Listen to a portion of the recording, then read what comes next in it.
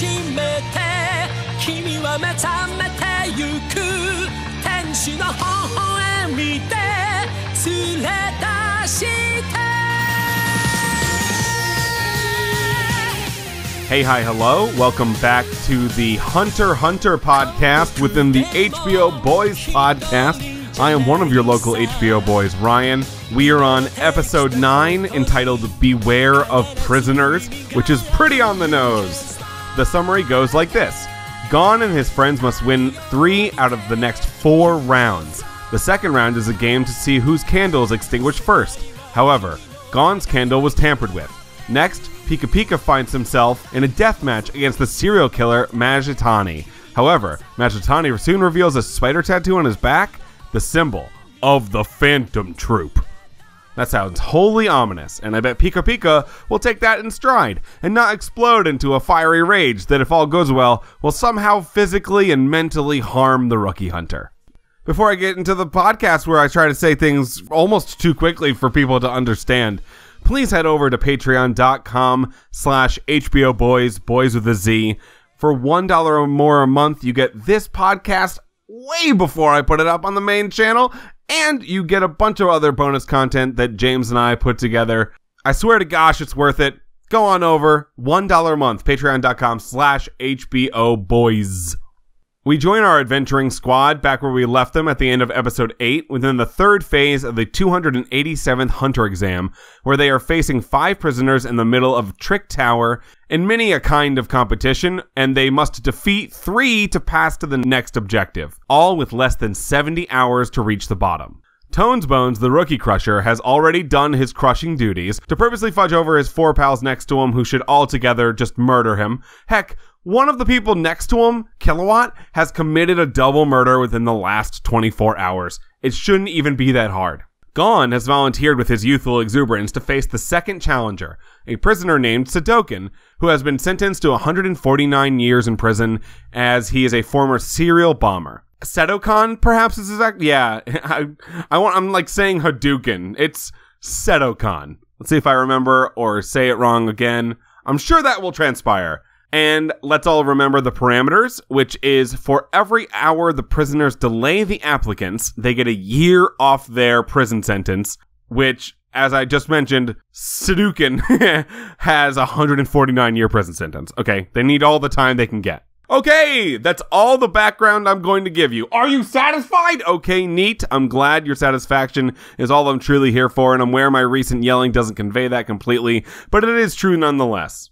Sedokan immediately points out that he's not a man of large stature, and that if put into a physical altercation, even with the tiny child in green in front of him, known to us as Gon, he most likely wouldn't win. And that's not even with the knowledge that Gon is a fucking superhero, who I assume could shove his entire fishing pole within this prisoner's body butt first, and mount him on a wall just based on how close he was to being a challenge to Netero in a previous episode. Sedokan continues to point out he isn't good at running, or jumping, or really anything physical whatsoever, and Gon tells this newcomer to his life, plus the audience, who already knew this, that he loves those things, and is much better at them than deductive reasoning or math. His whole character can at this point be summarized by him just saying, I'm bad at math, me jump, me fun, me murder, is murder fun? I don't know yet, me bad at math, I'm bad, bam.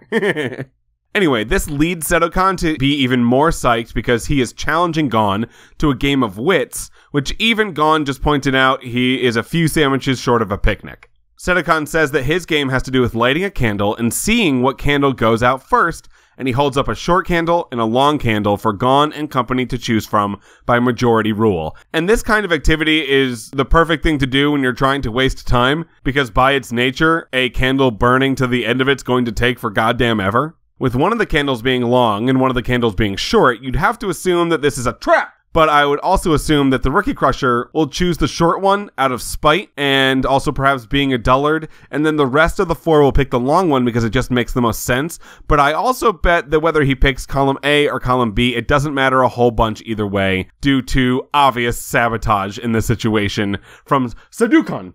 Pika Pika walks us, the audience, through what happens to humans when subjected to an obviously biased choice, where everyone becomes suspicious and reasoning goes out the window.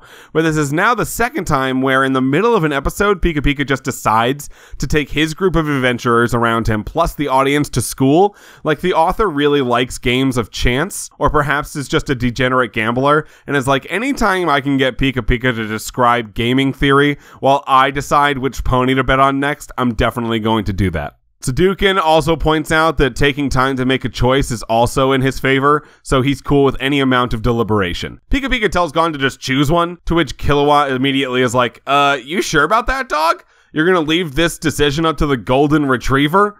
And Pika Pika comes back with the very logical reasoning that is, there's no good answer here. We're definitely in a trap! And so let the dog grab whatever bone vibes with them and let's get into it. Gon picks the long candle because the longer the candle, the longer it burns, which, to be fair, isn't untrue. Let the boy live. They all vote for the long one that Gon has picked, which I guess is interesting, ? I assumed the Rookie Crusher would be momentarily annoying, but at this point I suppose his job is done. And still, the fact that he's not dust at the bottom of the tower at this point is beyond me.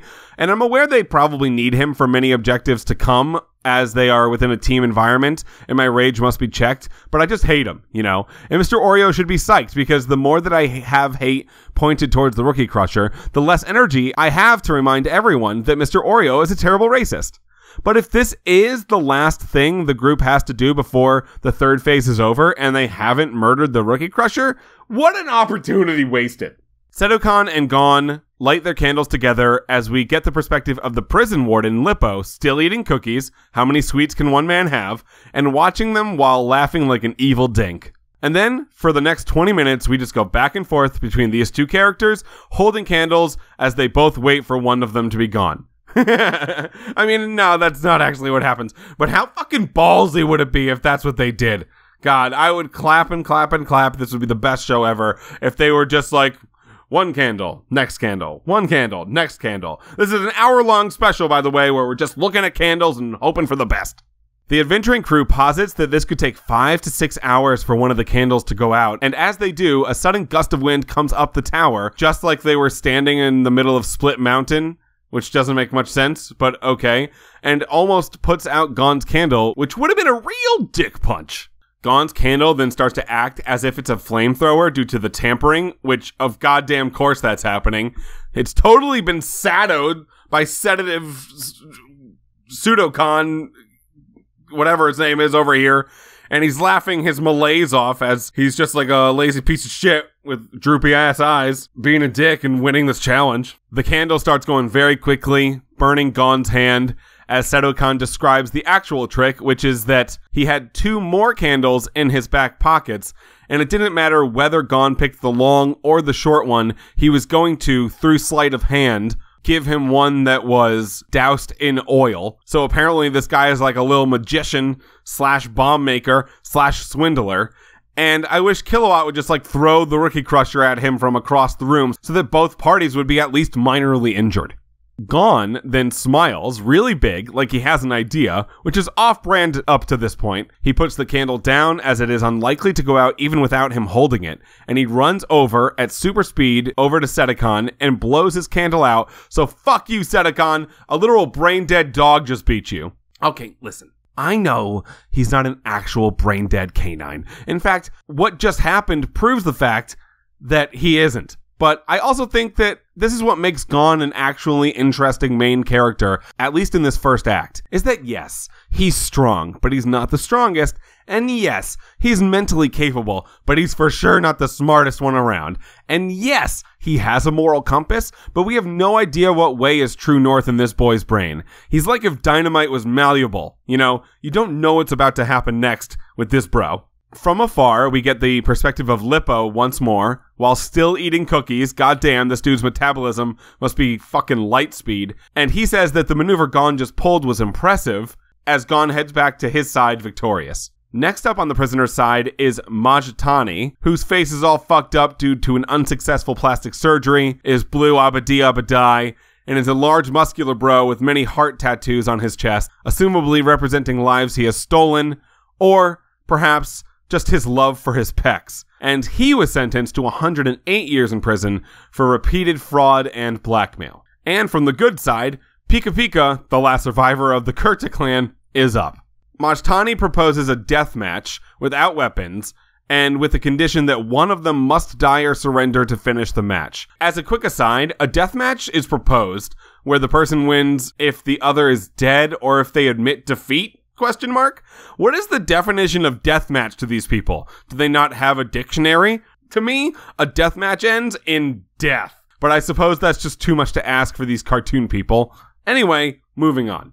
Majtani begins to try to intimidate the cold and calculated Pika Pika by saying that he himself won't admit defeat. And also, if Pika Pika says that he gives up, he might not even stop.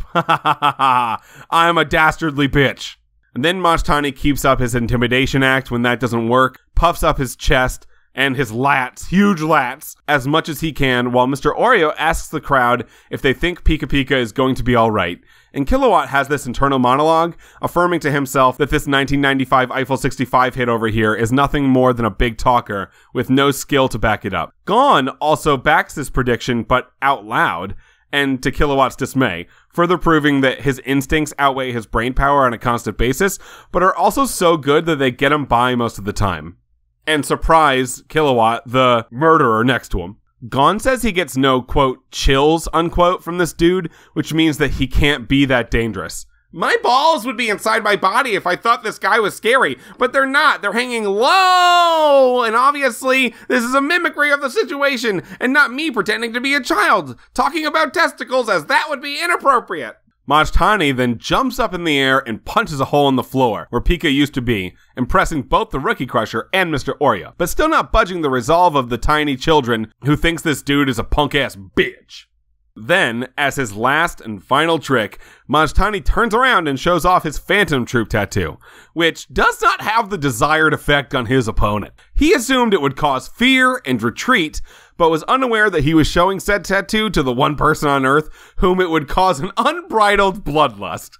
This, of course, causes Pika Pika to go Kurta Super Saiyan, as his eyes turn scarlet, a trait exclusive to the Kurta clan, which means it's only Pika Pika. It means for only Pika Pika now, the other ones are dead, and it means that he has a temporary increase in both physical strength and speed that allows him to, after a bit of monologuing about how he's a magic orphan, defeat the blue coward with a one-punch man that doesn't kill the bro, but it's pretty close. Pika Pika then tells Majtani, who's completely knocked out, to remember 3 things. A genuine Phantom Troop tattoo has the member's number inscribed on the spider's back. Number 2, they have murdered so many people that it would be impossible to count.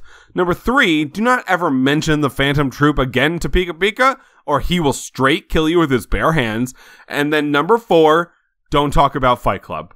Pika Pika then further explains as he returns to the side of the heroes that at any time when he sees any kind of real spider, tattoo spider, or otherwise, he loses his scarlet shit.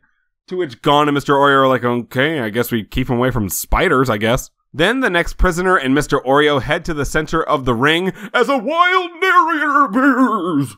With Pika Pika's triumph over Majtani, they only need one more win to reach the next phase. But can Mr. Oreo sack the fuck up and win a round that has nothing to do with being skilled or talented or not a plonker?